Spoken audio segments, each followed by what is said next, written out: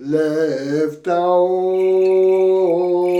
ברא לי אלוהים, ורוח נכון, חדש בקרבי. I am Father Agapetos. Learn how Jesus prayed the Psalms. Dwelling in water, the hills are drinking still of your gift.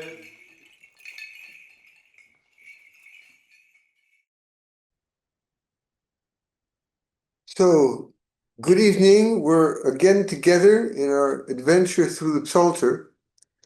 And today we meet with Psalm 58, which is at the center of the group from Psalm 52 to 62. Right? And you can question yourself, why is this psalm at the center? Up to now, we've had central psalms, often hymns, extremely, what to say? It's very strong expressions of relationship with God. And this is equally tonight what we're going to meet with. So I prefer always to just go down the psalm so that you can taste bit by bit the whole psalm and its dynamic. So it has a superscription. Let's listen to it. למנצח, אל תשחט, לדוד מכתם. Okay. This is exactly the same beginning as last week's Psalm 57, except in Psalm 57, there was an addition. And in Psalm 57, we added, when David fled from Saul in the cave. Maybe you remember. This time it's not added, but we have the same beginning. And we can say that Psalm 58 is a continuity of the experience of 57, but now it's more the interior life. It's centered on the interior life. And of this situation where, so translate, for the leader, do not destroy. Let me share to you the text so you can see it.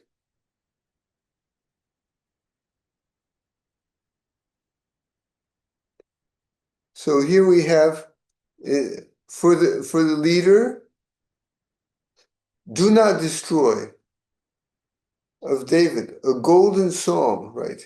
In front of this extreme danger, right, of being destroyed. But as we saw already in Psalm 57, David is able to take a distance from simply being terrorized by the situation.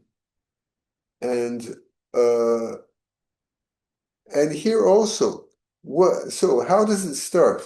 So let's listen to the first words of the psalm. האומנם אלם צדק תדברון? Okay.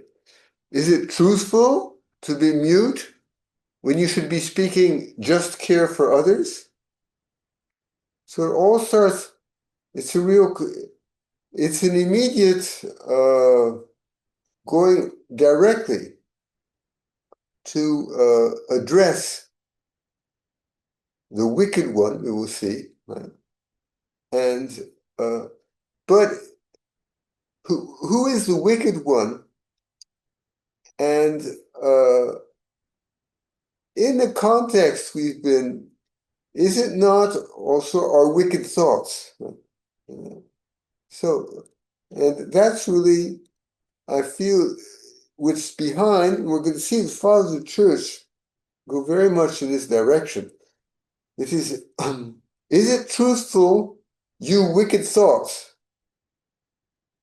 for you, because you shut up to be mute when you should be speaking just care for others, when you should be charitable, right? And my thoughts these thoughts should be transformed, should be other, and they should speak out just care for others, and so are the wicked ones. And then the end of this verse. מישרים תשפטו, בני אדם. So, is it truthful you, when you should be intervening with equity, O sons of Adam, So basically, to whom is the psalmist addressing? To the sons of Adam. And here, at the very beginning of the psalm, we are really with the descendants of Adam. And you descendants of fallen Adam. And so this is us. And we must recognize in our lives that so often we have thoughts that mute us when we should be speaking just care for others, that mute us when we should be intervening with equity. And we have thoughts which contradict what we see in the comments here in Leviticus, right? There's the commands of God. You shall do no injustice in judgment. You shall not be partial to the poor or defer to the great. You shall not hate your brother in your heart. You shall do no wrong in judgment, in measures of length or weight or quantity. So, it's these false judgments that are being stigmatized by David. And how do these false judgments work? So we have here in verse 3, אף בלב עולות תפעלון בארץ. In fact, in your heart, you enact atrocities out on earth. In other words, it's these, remember what Jesus says, from your heart that comes the evil, right? From your heart, you enact atrocities out on earth. And this is our condition of sons of the fallen Adam. And then there's a second part, let's listen to it. חמס ידיכם תפלסון. Hamas is violence. Violence with your hands you weigh out. And the idea here is that on one hand, your heart from inside has these deceptive judgments, but then it goes outside with your hands, and there's this verb to weigh out, and it's the idea is look what you do. You say you have in front of you a good solution and a bad solution. And with that in front of you, you choose the bad solution.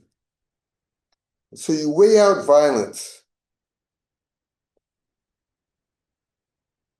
And so this is really our, basically, we have a perverted discernment. It's this judgment of our thoughts, right?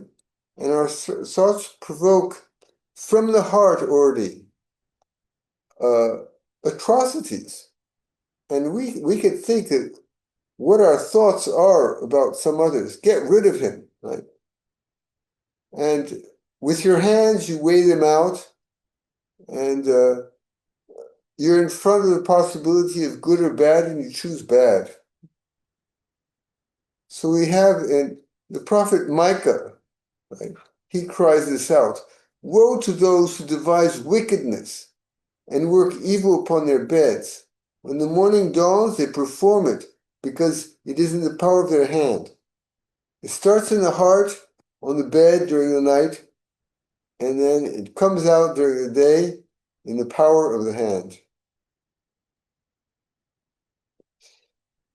So Proverbs, right after, warns us, do not swerve right or left. Turn your foot away from evil.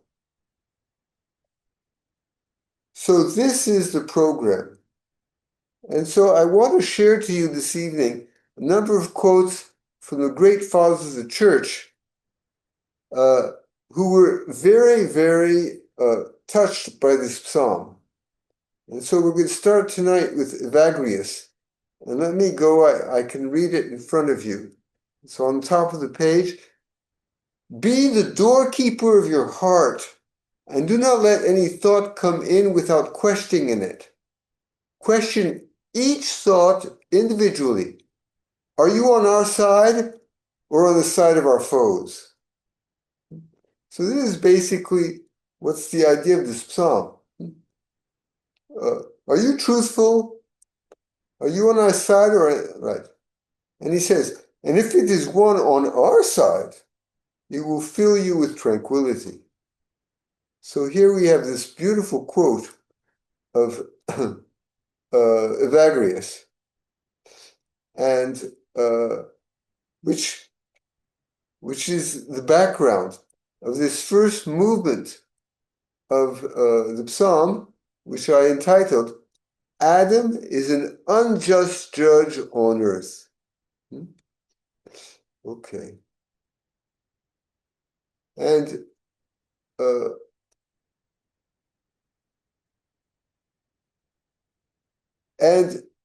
then the psalm develops on this. And so here we get into the second part of the psalm, which is in red, right? And I put his second part, his title, The Wicked Are Entirely Deaf to God. And we're starting to have extremely vivid images. So let's listen to the Hebrew so you get the sonority of the poem. הרי מחוכם, אלוהים, הרס שינמו בפימו. Okay. Wait, where are we? No, I'm sorry, because we went by my fault. רחם, תרו מבטן דוברי חזב. Oh yes, here. Yes. So that's exactly where we are. Let's listen to it again. לסון, זורו רשעים מרחם. Okay. Zoru. They go astray. Rishaim, the wicked ones. From the rachem, from the compassionate womb. So I put compassionate, which is usually not in translations, because rachem is the word which gave rachamim, the compassion, which is one of the main attributes of God.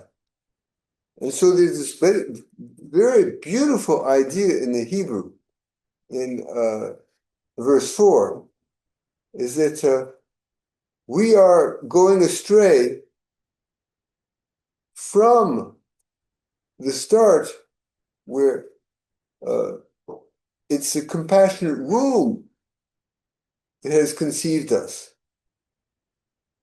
And there's this really mystery of fallen Adam that leaves the compassionate womb and goes astray from it. And then there's a second part. Let's listen to it. תרו מבטן דוברי חזב. Okay.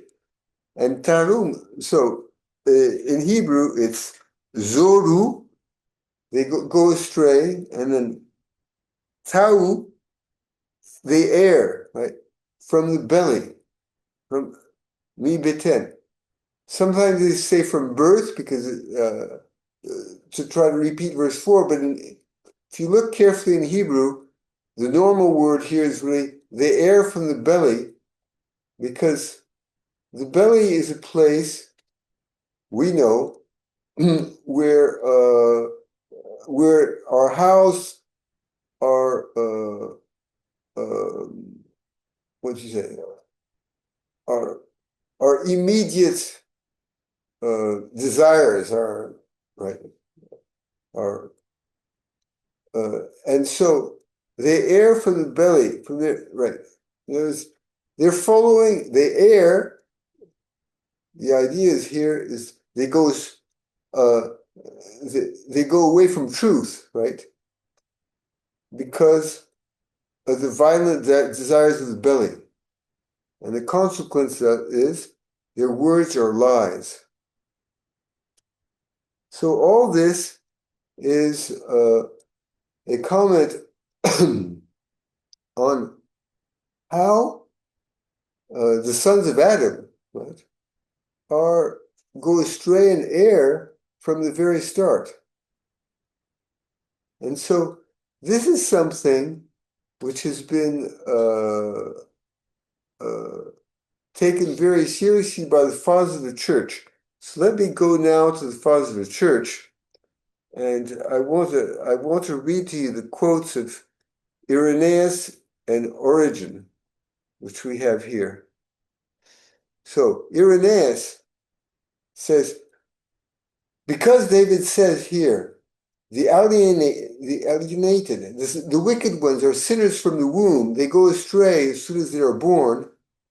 He didn't say from the belly, but because of this verse of Psalm 58, John the Baptist, turning the people to the Lord, prepared in the spirit and power of Elias, a perfect people for the Lord.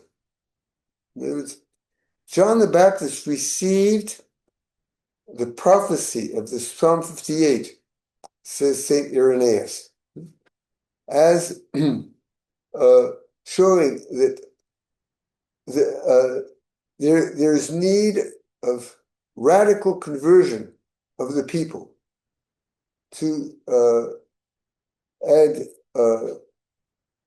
and he has, John the Baptist, the spirit and power of Elias, of Elijah, whom he celebrated 2 days ago here, to prepare for a change of direction for the people. And so this is the basic idea from the start of the gospel, the verse of this. And Irenaeus takes it again, not only for John the Baptist, but for Jesus himself. He says, in the second quote, for who do not obey God, for those who do not obey God, being disherited by him, have ceased to be his sons. Wherefore they cannot receive his inheritance. As David says, sinners are the wicked ones from the womb, their anger is after the likeness of a serpent. And therefore did the Lord term those whom he knew to be the offspring of men as a generation of vipers. Because after the manner of these animals, they go about in subtlety and injure others. So we can see this immediately. This is again this psalm. But before we go back to the psalm, let's go to what Origen says on the same verse. The prophets tell us that a sacrifice for sin was offered even for newborn infants, as not being free from sin. They say, according to Psalm 50, I was brought forth in iniquity, and in sin my mother conceived me. And according to our psalm tonight, they are estranged from the womb, and which is followed by the surprising expression, they go astray as soon as they are born, speaking lies. So this is one of the psalms which is the basic reference point of the prophets, and who are preparing the coming of Jesus. We're all in verse 4, but we already, Irenaeus anticipated also in verse 5. Let's listen to verse 5. חמת למו כדמות חמת Hamat lamu kidmut hamat נחש. nahash. Huh? Their venom is like the venom of a serpent. Nahash. It's the serpent of Genesis 3rd, right? Their venom is like the venom of a serpent. We've taken on the characteristics of the serpent who has seduced us in the garden with Adam and Eve. But it's what follows is מופתן חירש יאטם אוזנו. like the deaf adder that stops its ears. So we're not only like the serpent, but we're like the deaf adder. And so in the Middle Eastern culture, the deaf serpent is a more dangerous snake than the one who answers the call of a charmer by hissing. And so this is the danger. We are in front of this reality of having taken on the characteristics of the serpent of Genesis 3rd. And this is repeated in the Gospels. Well, John the Baptist is the first one who calls the people brood of vipers. And then Jesus in Matthew 12, you brood of vipers, how can you speak good when you are evil? And so we are in front of this, in other words, we're in front of a psalm which is direct inspiration of the gospel. And what is this perversion of this serpent of the deaf adder, right? It's verse 6. Let us listen to it. אשר לא ישמע לכל מלחשים, חובר חברים מחוכם. אלוהים. Okay. So as not to hear the voice of the super charmers, the enchanting of the binding enchanters who bring them wisdom. So we're avoiding to hear, right, the voice of, it's a plural, so it's a, in Hebrew, it's a superlative. So that's why I put super charmers.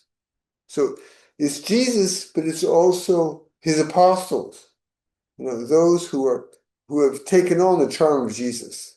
The enchanting of the binding enchanters, right? Jesus has come to bind us with the words of God, right, that bring us wisdom.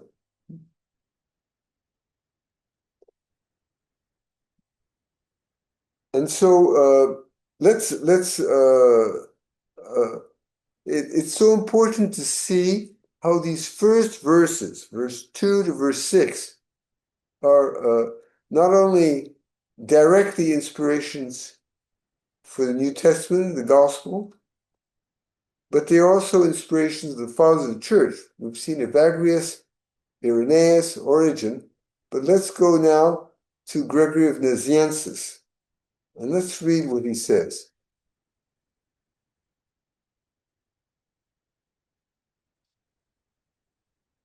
And the very eagerness with which we should lay bare our sickness to our spiritual physicians, we employ in avoiding this treatment, and show our bravery by struggling against what is for our own interest.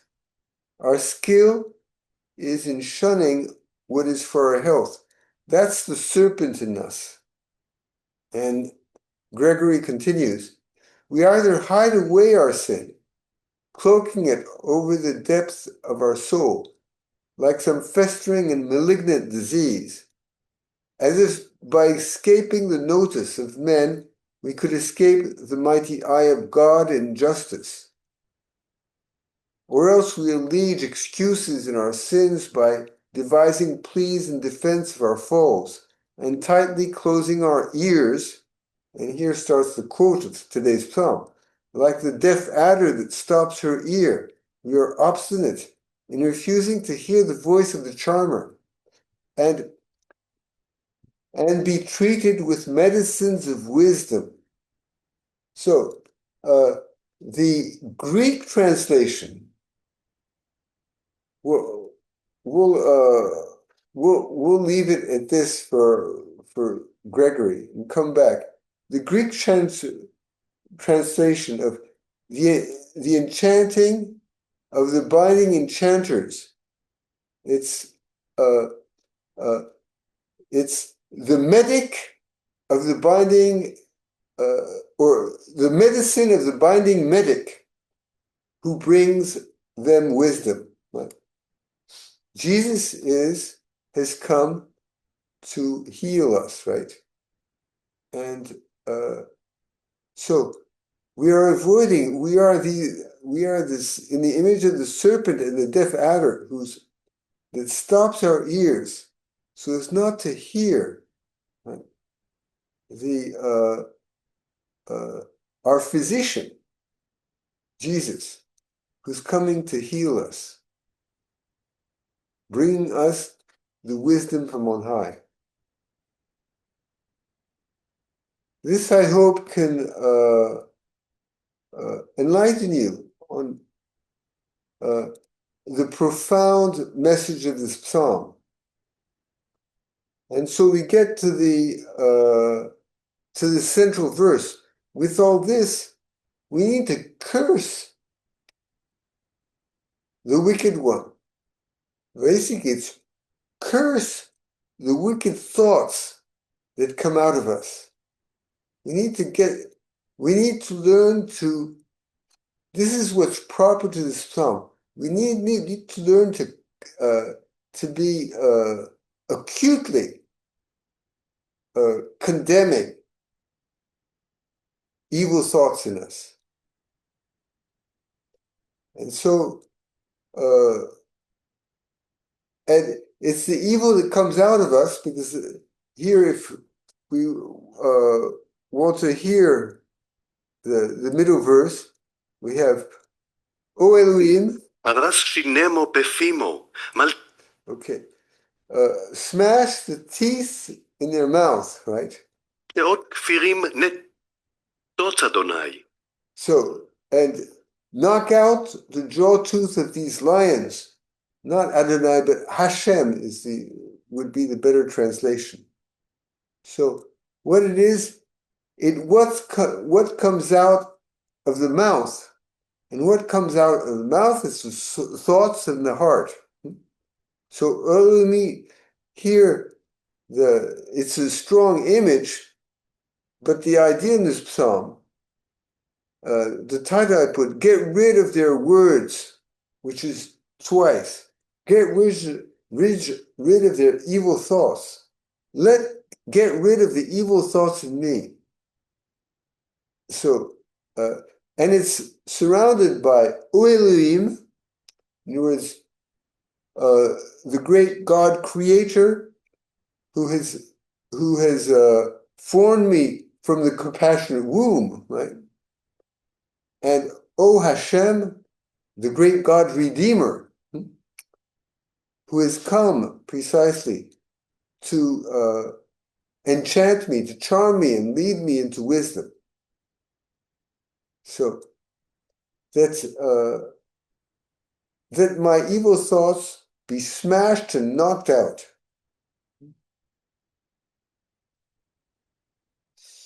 And so this is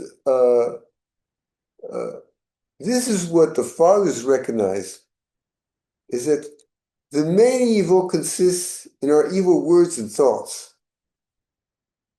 Because that's the origin, right? After it's just the putting into practice what Jesus says, what has been initially brought forth from our heart. So we have two first curses, right? And there's in Psalm 110, we have also a long series of curses. And in the middle it says, let curses come on him, right? But on him, you see this image of taking the enemy as outside is to help us be more realist about that we have a real enemy, which we have to look at as outside of us, but he is attacking us from inside. So you, my enemy, who is really outside of me, but attacking me from inside, let curses come out of you. And we also have in Psalm 137, we have happy, the very last verse, happy shall be he who takes your little ones and dashes them against the rock. See, it's this idea.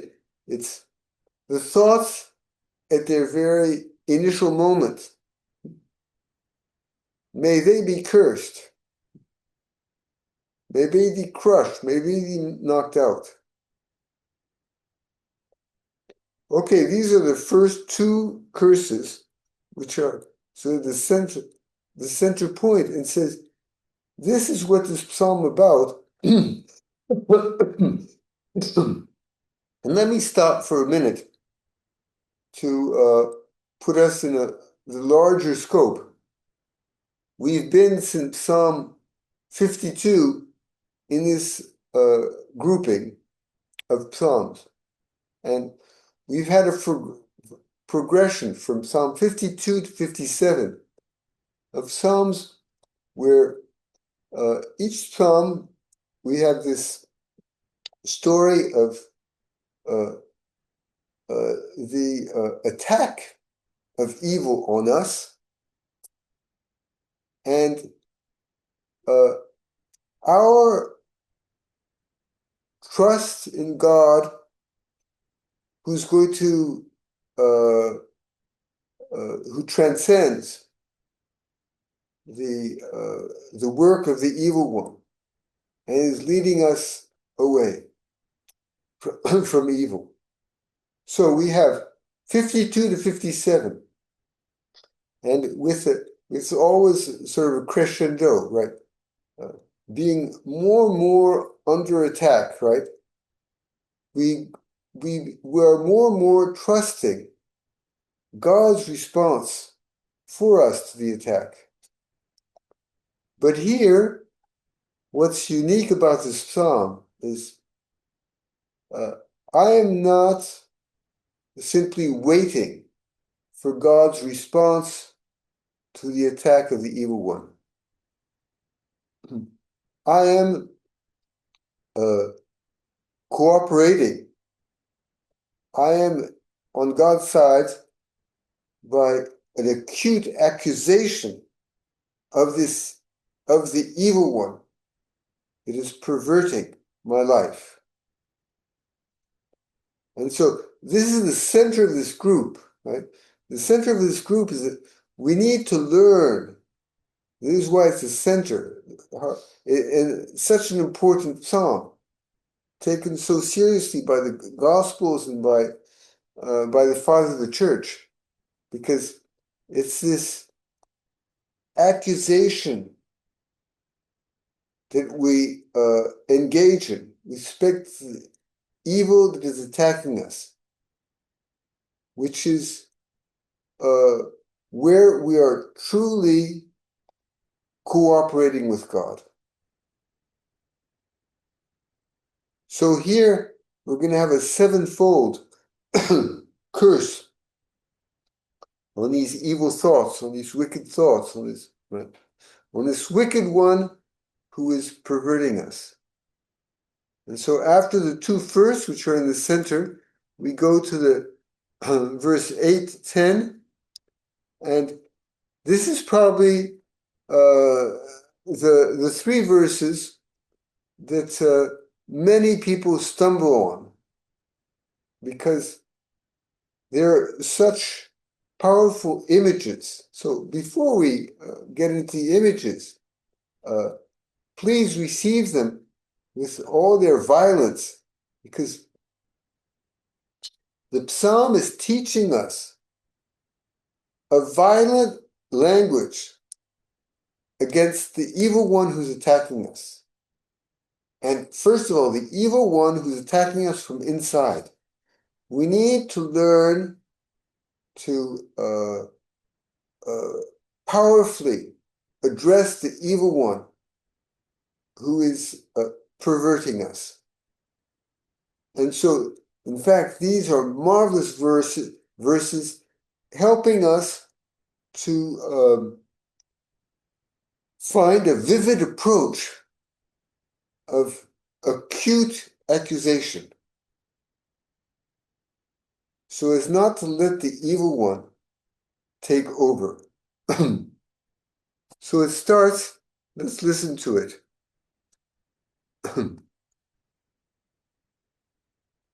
ימאסו כמו מים, יתהלכו למו. Okay. May they melt like waters, walking out of them. So we're going to see he's going to repeat that. And there's, may the consistency of the enemy, the consistency of my evil thoughts, melt like waters and walking out of them. So just they drip out, and I'm getting rid of them. Right? And then we have the next one. כדרוך חיציו כמו יתמוללו. When he shoots his arrows, let them be like blundered. So suddenly there's a singular, right? We've been in the plural, suddenly it's singular. And this happens a number of times in the Psalms when we're talking about the wicked ones. And I perceive there that there's an intuition that behind the wicked ones, there's the evil one. And the wicked ones are only just his vassals, those that are at his orders. So I read this, when the evil one shoots his arrows, and his arrows are precisely all these wicked ones, let them be like blundered. Let them fade. So you see here, we not only had this teaching about sin from the very womb, but here we have this teaching about that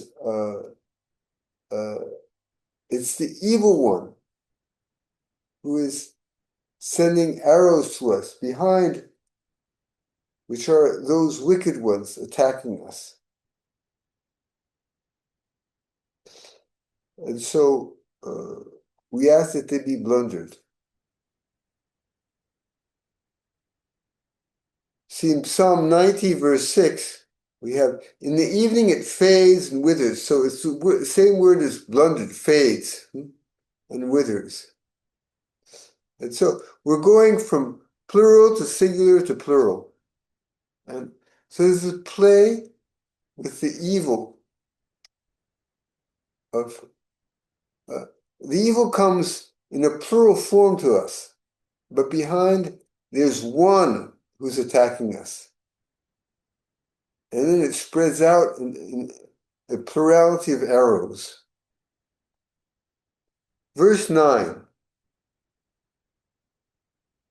which is going to be a continuity of make them melt like waters walking out of them. So, verse 9, let's listen to it. כמו שבלול תמס יהלוך. Okay. Let them be like the snail that dissolves as it walks away, right?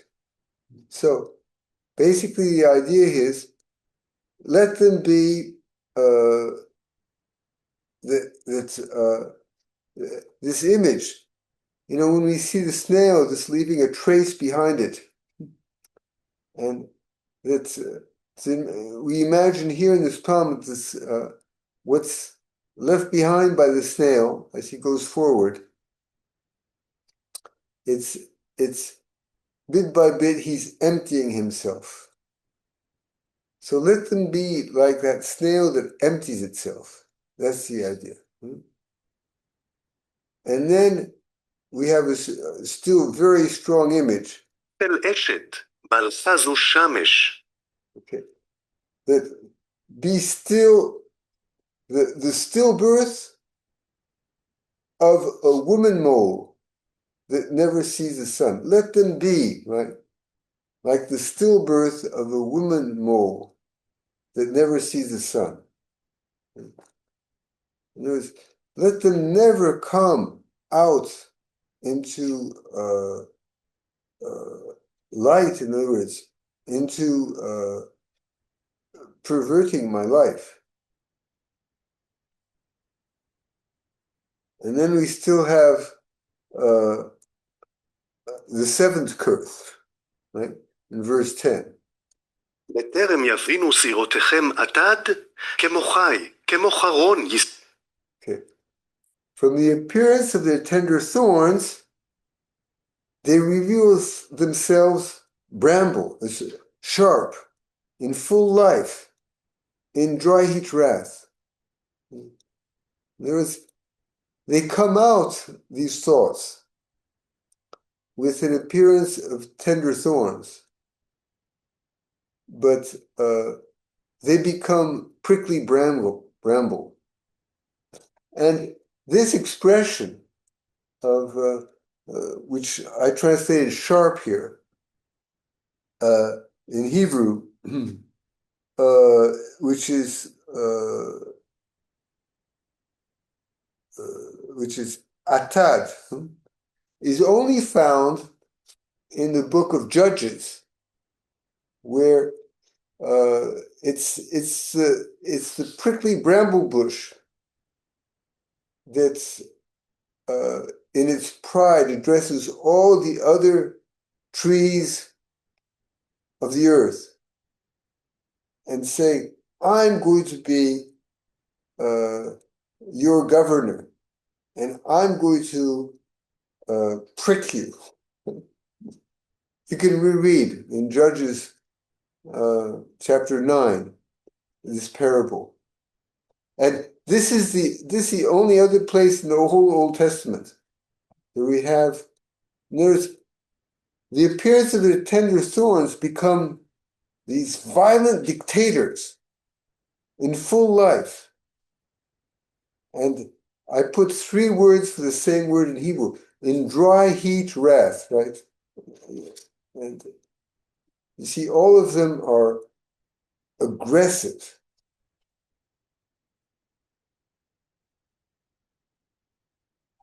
And while we're here, let's read what Jeremiah says, right?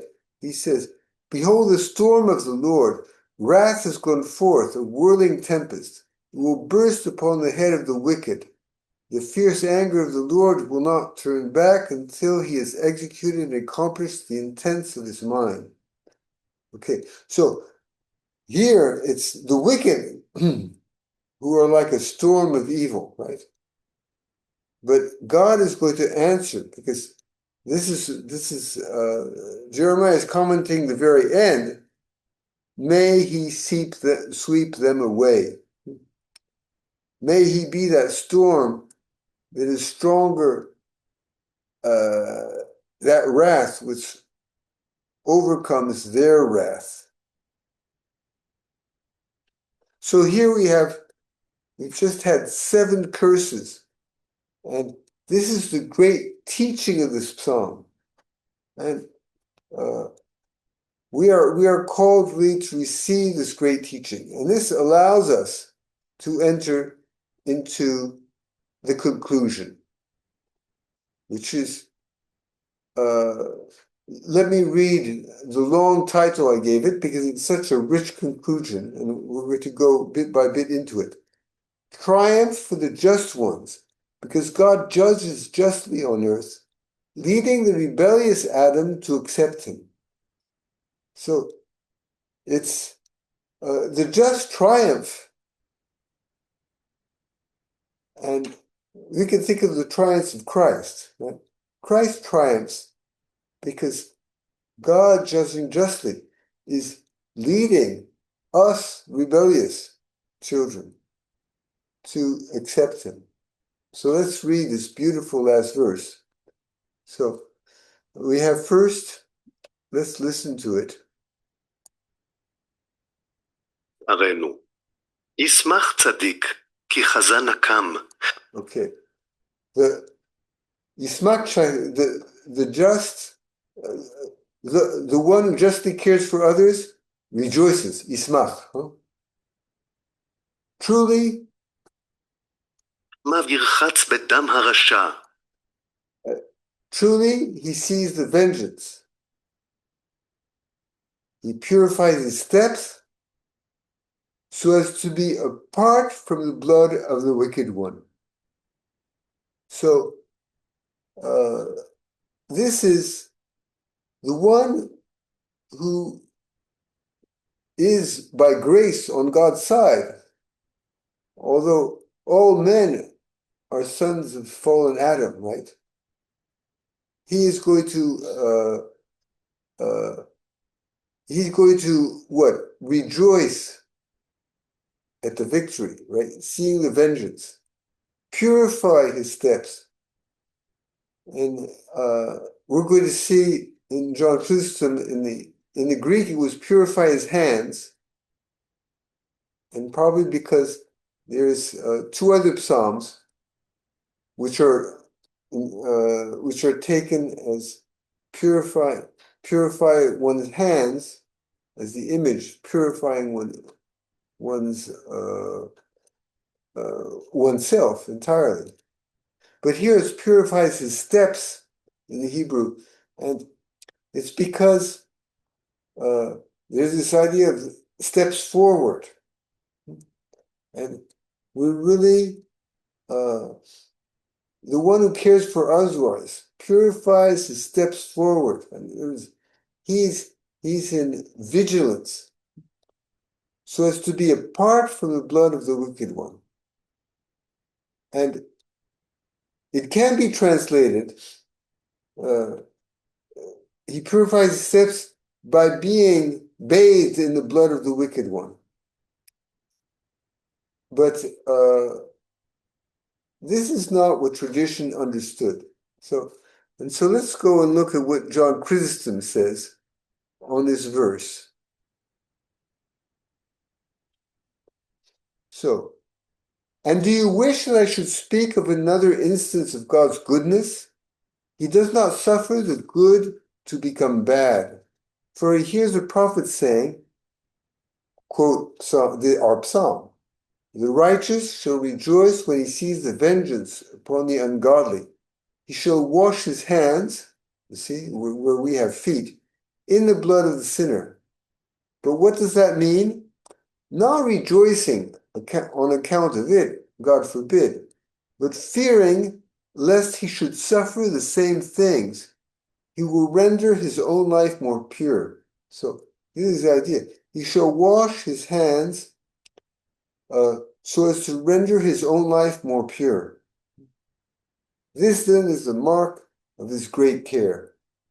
So I'm not going to read the end of the citation, but here you have the interpretation of this before last verse of the psalm. The one who justly cares for others rejoices, truly sees the vengeance, purifies his steps, so as to be apart from the blood of the wicked one. And so and precisely how has he been doing this, right? It's by this acute accusation which we have above. And remember what Evagrius said at the beginning, right? Then finally, when we get to good thoughts, right, we're filled with peace. And not only we're filled with peace, but we become the instruments of the transformation of all humanity. And that's verse 12. So let's listen to the verse 12. ויאמר אדם, אך פרי לצדיק, אך יש אלוהים שופטים בארץ. Okay. So, and Adam will say, ach, truly, you could say, alone, there's only one thing to remember now, is there is fruit for the one, peri, for the one who justly cares for others. That's the only place where fruit comes forth. It says Adam, fallen Adam, who's now converted Adam. And then that's the first ach.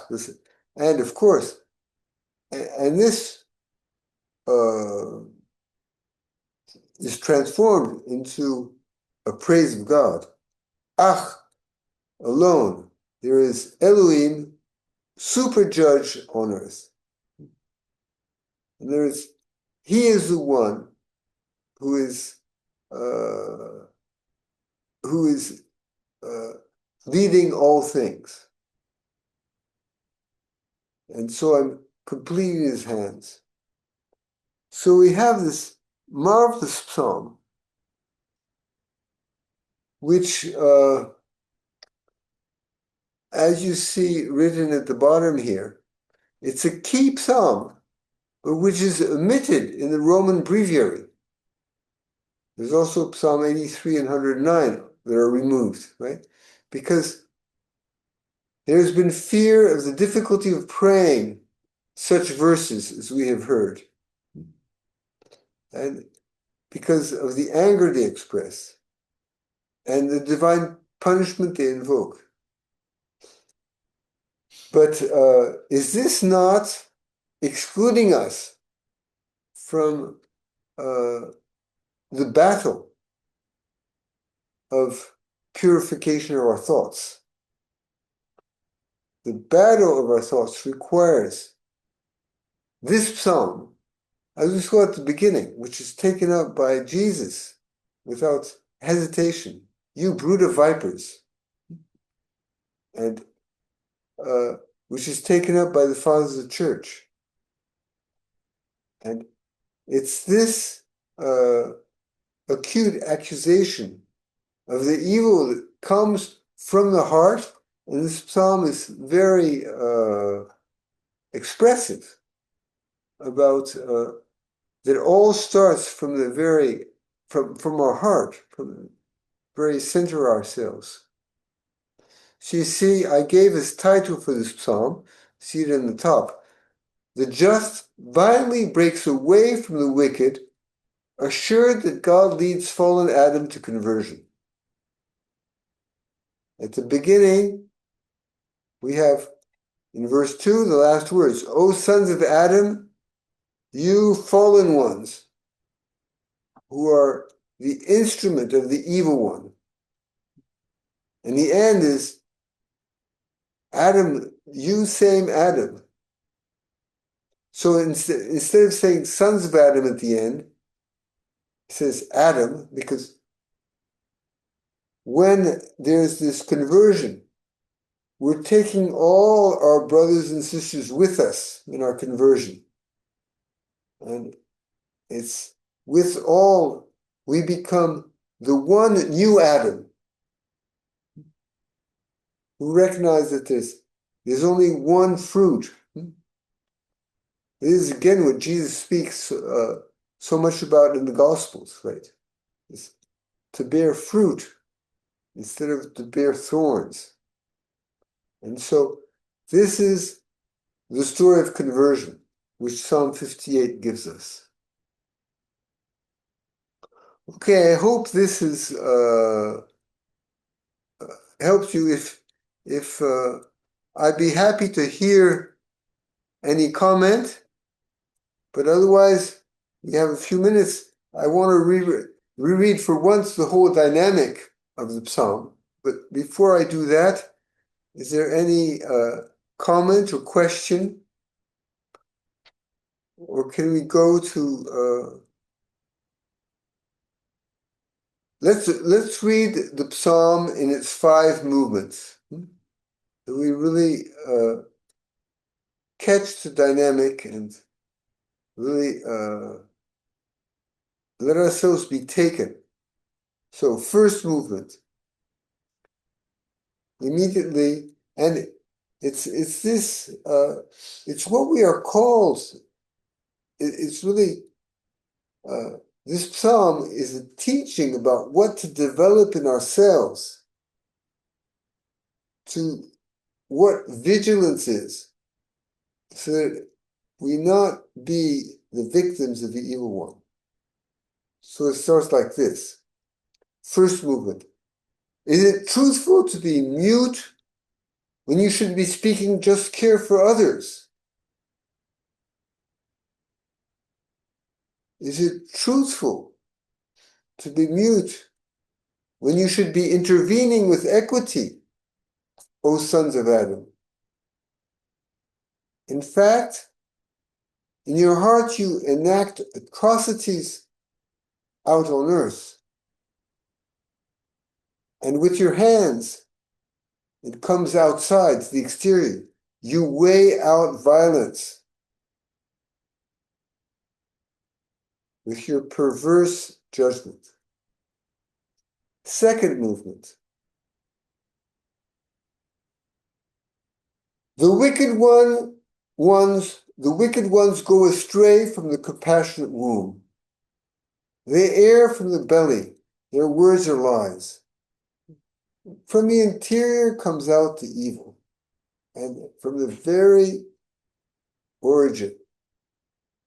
Their venom is like the venom of a serpent, like the death adder that stops its ear, so as not to hear the voice of the gospel, so as not to hear the voice of the super charmers, the enchanting of the binding enchanters who bring them wisdom, of the physician who brings them healing. I hope we all recognize ourselves. So many thoughts of ourselves are refusing Jesus the healer because we are in the likeness of the serpent. So we need to curse these wicked thoughts in us. Oh Elohim, smash the teeth in their mouths, knock out the jaw tooth of these lions, oh Hashem. So I use this image because it's the thoughts inside me are subtle, but smashing what comes out and knocking out what comes out is so as to smash what's inside and knock out what's inside. O Elohim and O Hashem, the Redeemer. And I continue and I learn to name their perversion and to seek to what must be done with the perversion of the evil thoughts. Make them melt like waters walking out of them. And when the evil one, shoots his arrows, let them be like blundered. Let them be like the snail that dissolves as it walks away. Let them be like the stillbirth of a woman mole that never sees the sun. From the appearance of their tender thorns, they reveal themselves as sharp, prickly bramble, in full life, in dry heat wrath, wanting to dictate their evil thoughts to us. But may God sweep them away. So this is my acute accusation of my wicked thoughts, and which leads me to this great peace. The one who justly cares for others rejoices. Truly, he sees the vengeance. Truly, he purifies his steps forward. so as to be apart from the blood of the wicked one. He is on another path.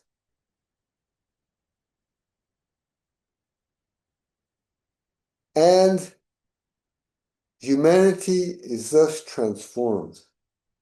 And Adam will say, Ach, ach, alone there is fruit for the one who justly cares for others. Alone there is Elohim, super judge on the earth.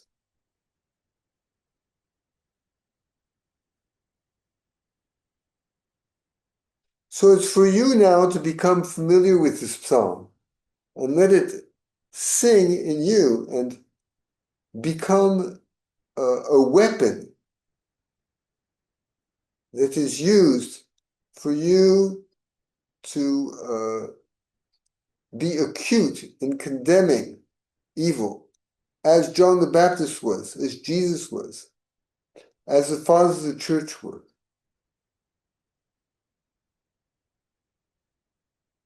Okay, so here we are with this marvelous center of the second group of Psalms of Book 2 of the Psalter.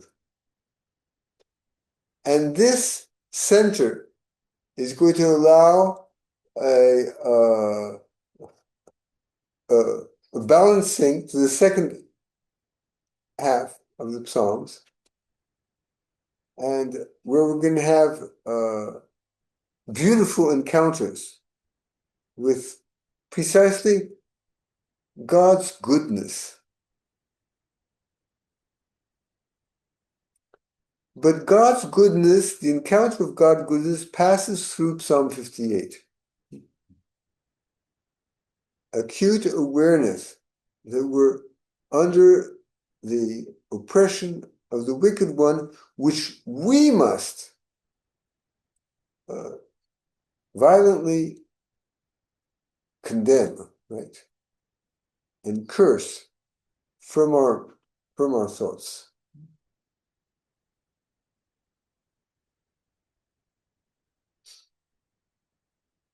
And so we end up in peace.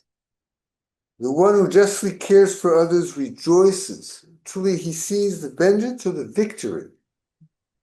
He purifies his steps so as to be apart from the wicked. And so that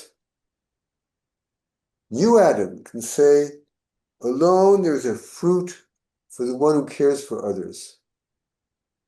Oh, if only that could be our thought. Right? Alone there's a fruit for the one who cares for others. Forget about the rest. Then alone there is Elohim, God, super judge of the earth. In the name of the Father, and of the Son, and the Holy Spirit. So God bless you all.